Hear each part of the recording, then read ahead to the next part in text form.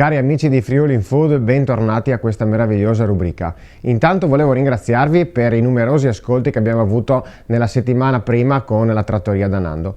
Oggi ci troviamo in un altro grandissimo ristorante, l'Hotel Fogolar La Dimorette. Andiamo a sentire con Edoardo Marini, il titolare, cosa ci racconterà di questo strepitoso locale. Eccoci qua con Edoardo Marini. Buongiorno Edoardo. Ciao, buongiorno. Allora, intanto ci troviamo in una location veramente bella. Raccontaci un po' di come è nato, diciamo, dai tuoi genitori fondamentalmente questo locale, no? Beh, in realtà da molto prima.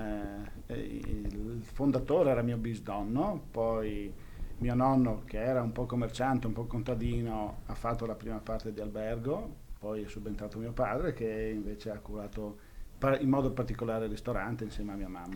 Ma è nato prima il ristorante o prima come hotel questo posto?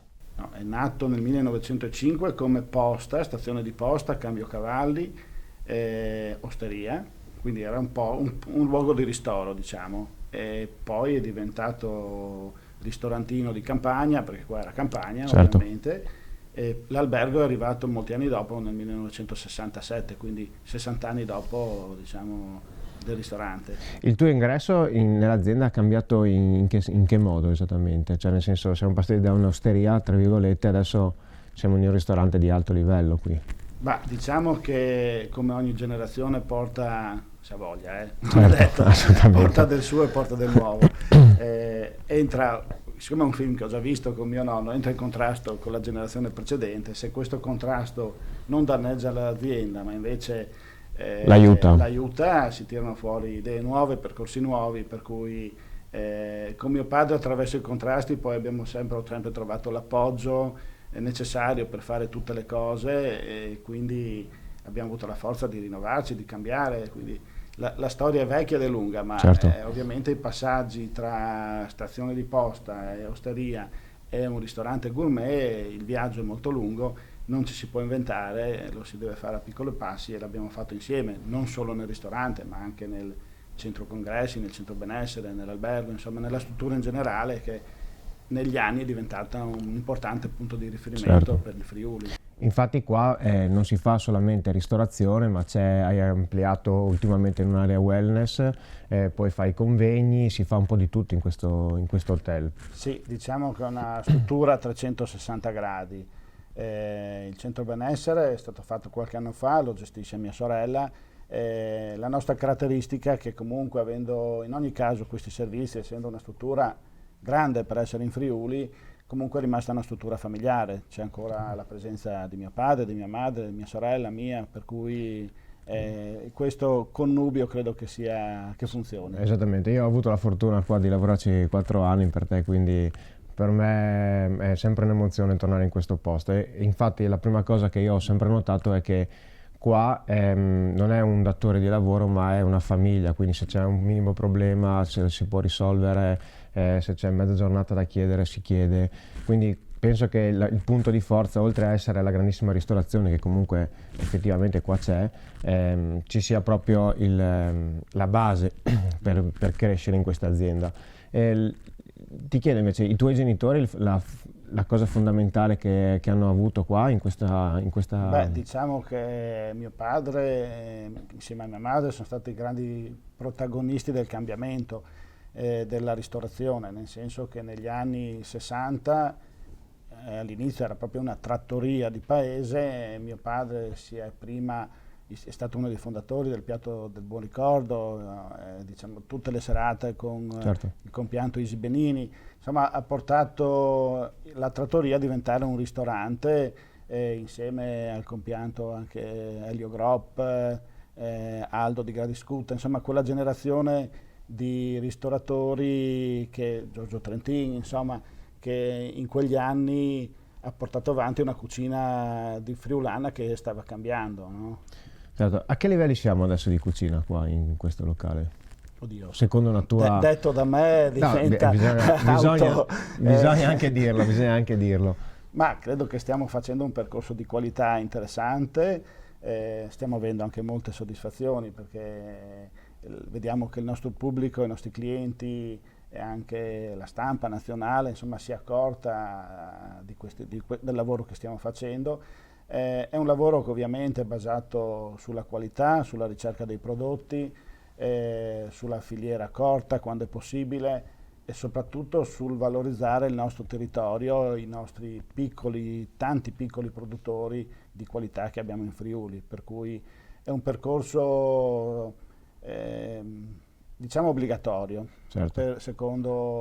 per mantenere anche la qualità della regione in cui ci troviamo. Sì, abbiamo una storia in questo ristorante che ha più di 100 anni, per cui ci sentiamo anche il dovere di portare avanti e di salvare anche certi piccoli produttori friulani e quindi di portarli nelle nostre tavole e di farli conoscere, no?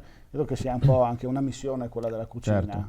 L'obiettivo potrebbe essere la stella in questo locale qua. Oddio, io penso che se parli con tutti i ristoratori, qui ti dice che non vorrebbe la stella a un certo livello, ti sta mentendo. Certamente. No? Potrebbe essere uno dei obiettivi, non è per quello che facciamo questo percorso sicuramente. Se arriverà ben venga, se non arriverà pazienza, continueremo a farlo lo stesso, insomma, per cui noi facciamo questo percorso per il piacere di farlo, per i valori che vogliamo portare. No? Ti chiedo l'ultima cosa, hai allargato ancora il focolare, ho visto? Sì, sì. Abbiamo fatto una piccola saletta con 20 coperti, dove lì faremo solo 3 menù degustazione, appunto 3 menù che ripercorrono un po' il tema che stiamo facendo, no? Quello del territorio. Ci sarà un menù che parlerà solo del Friuli, altri menù con contaminazioni diverse, però è un percorso nella nostra terra, insomma. Bene, in cucina hai un grandissimo guru che è Stefano Basello e adesso andiamo in cucina con Luciano Maglioni a vedere il piatto che ha preparato per noi.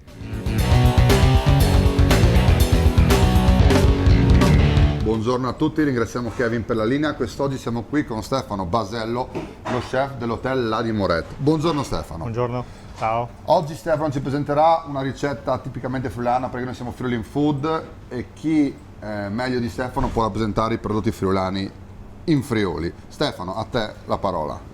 Oggi faremo un piatto che l'abbiamo chiamato da Sauris a grado, quindi utilizzeremo un formaggio blu affinato a Sauris e la tecnica saurana, quindi la fumicatura. Grado perché? Perché utilizziamo delle sarde, quindi nostrane, un pesce povero ma di gran gusto. Quindi noi abbiamo già sfilettato le sarde. Bene. Andiamo a metterle in questo cestello con del fieno, un fieno maggenco, quindi fieno raccolto a maggio, quindi molto profumato, sia dovuto alle erbe che ai fiori che ci sono già a maggio sui nostri prati. Questo ti permette di creare chiaramente sia un buon profumo, esatto, di prato, quindi quello che è in montagna a maggio. Esatto. Questo fieno arriva dallo Zoncolan, quindi una zona dove noi solitamente siamo soliti andare ad erbe. Certo. Ricordiamo che la fumicatura, oltre ad essere una tecnica di saporimento, è stata anche una tecnica di conservazione negli anni, quindi sì, applichiamo le due situazioni, ma in questo caso soltanto per dare del sapore alle sarde di grado. Okay. Quindi andiamo ad impellicolare la nostra terrina e successivamente andremo poi a sprigionare. Che legno utilizzi per la fumicatura? Utilizziamo della corteccia di melo. Anche questo dà sapore chiaramente, sì, quindi crei un equilibrio di sapori tra il prato, il melo, esatto, la sarda una fumicatura e leggermente quant'altro. dolce comunque profumata. Fai un foro perché inserirai il tubicino per la fumicatura. Ok. Questa è la corteccia di melo. Esatto, andiamo a metterla nel nostro macchinario. Quanto dura la fumicatura? Noi solitamente affumichiamo, facciamo 2 step da 10 minuti. 10 minuti, lascio, chiudiamo ermetico, certo, poi successivamente gli diamo ancora 10 minuti e poi quello è l'ultimo step. Benissimo. Successivamente poi vengono utilizzati, solitamente lo facciamo la mattina per il servizio della sera. Ok, benissimo. Adesso vediamo che va a dar fuoco alla corteccia per permettere la fumicatura. Vediamo come si sprigiona il fumo all'interno. Quando la terrina è satura poi andremo a chiudere il tutto. Chiudere.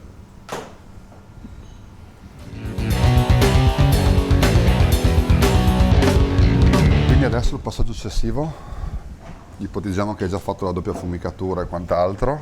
Sì.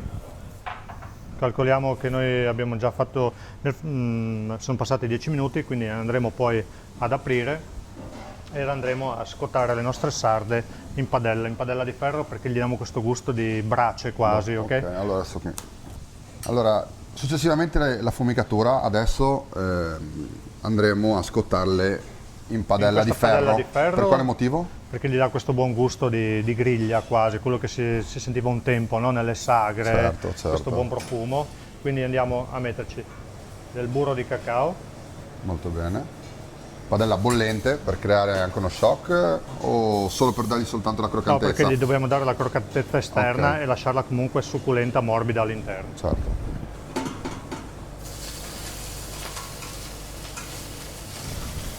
Questo burro di cacao è stata una scelta? È una scelta perché comunque ha un punto di fumo molto più alto e non mi dà gusto, non mi cambia il gusto dell'alimento.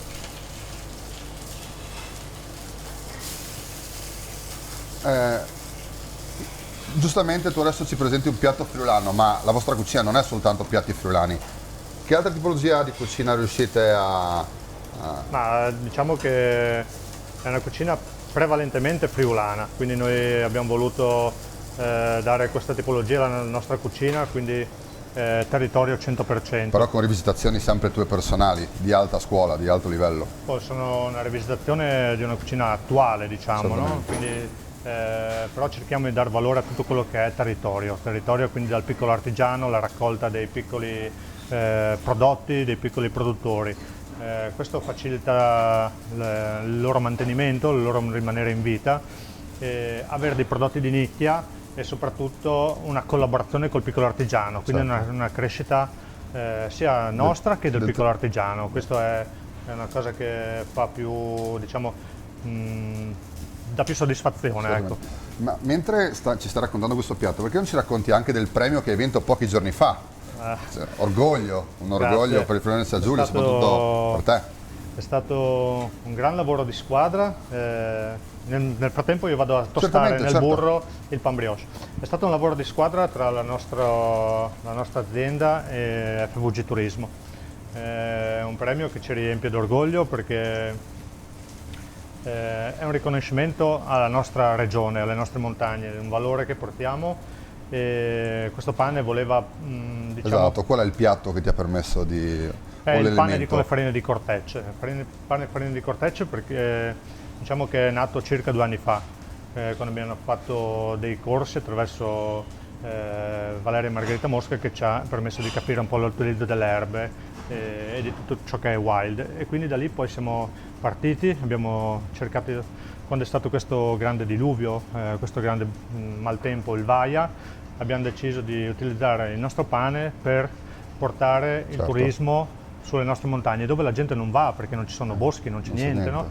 E quindi portare il turismo ad assaggiare questo pane, quindi creare comunque un traino tra il turismo e la nostra regione. E quindi questo, come si va in montagna per assaggiare dei fagioli tipici, il formaggio tipico, vogliamo che la gente venga a Friuli per assaggiare questo pane, in modo che sia una collaborazione meglio di così non si poteva, insomma, e ti ha permesso di vincere un premio.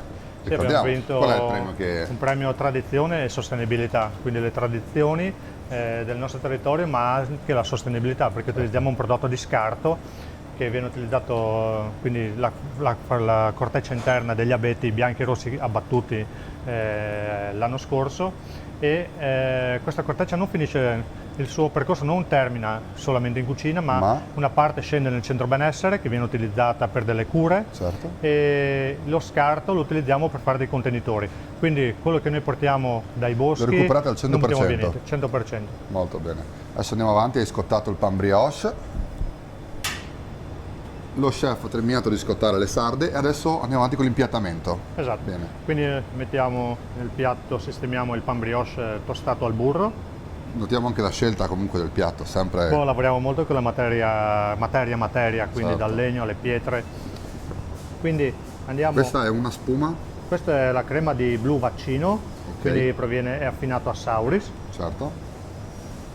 Sopra la quale andremo ad adagiare le nostre sarde.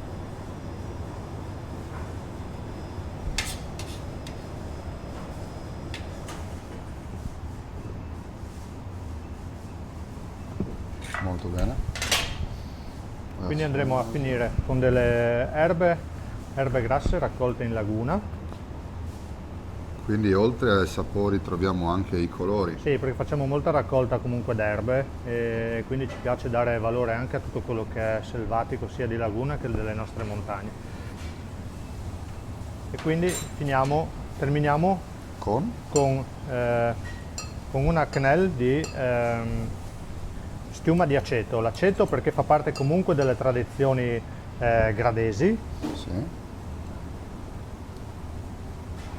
e serve soprattutto a sgrassare il nostro piatto. Solitamente il boreto, Certo. le sarde in saor, Tutte tutte quante queste vengono tradizioni hanno una sfumate parte di con aceto. l'aceto, Noi giustamente. lo vogliamo portare in questo modo molto leggero, molto areato, divertente alla fine sul piatto Soprattutto. e che poi va a sgrassare tutto il nostro piatto, a pulire Molto poi la bene. bocca. Bene, chef, la ringrazio, è stato un Grazie a piacere. voi, grazie Grazie mille. a tutti, vi aspettiamo alla prossima puntata, buona giornata. Grazie.